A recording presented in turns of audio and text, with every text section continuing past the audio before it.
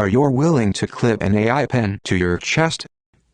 You can talk, create gesture, and tap to take photos or summon a powerful virtual assistant.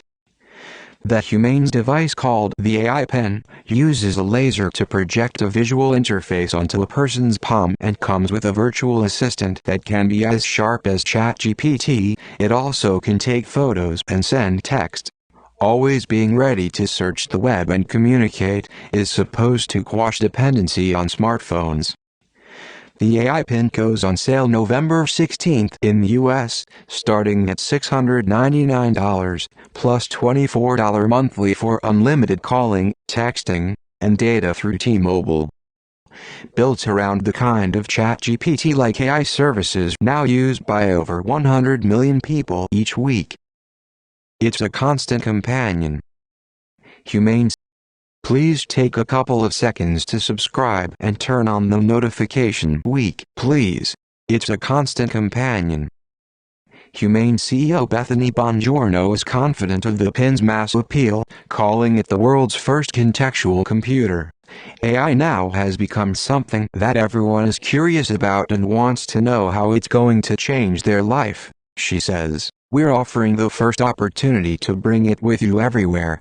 It's touching people from every background, every age group, globally, in terms of what we're feeling and seeing in feedback. Humane's founders view previous wearable devices like smart glasses and AR headsets as barriers to human connection. The pin is intended to be less invasive, though just as capable, and something people can comfortably wear all day without ruining their hairdo. We want to have powerful computing with us at all times, and that's really what it's about, says Chowdhury, the company's president and chairman. We want access to more knowledge, more information. We just want it in a way that allows us to remain present. The AI Pin's most distinctive features reside in the curved top of the device, which houses an ultra-wide camera, light and depth detectors, and a laser projector. Humane realized when testing that without that curve, a camera resting on people's chests would mostly be pointing to the sky. Everyone's built differently, and the optics need to be angled downward to account for the different shapes, Chowdhury says. Like clips and Meta's smart glasses, Humane's pin has a light that indicates to people nearby when the microphone or camera is activated. Chowdhury says this trust light is designed such that if it was ever tampered with, the device would become inoperable, so it can't be used for spying. The pin is controlled by taps, hand gestures, and voice commands. A double tap with 2 fingers on the touchpad on the front of the device snaps photos. The same double tap and then holding that spot records video, but video capability won't launch until a software update in early 2024. Tapping the pin and then moving a palm into its field of view activates its laser, which projects images and text onto a user's hand at a wavelength that produces a bluish-green tinge, a 720p resolution system Humane calls a laser ink display.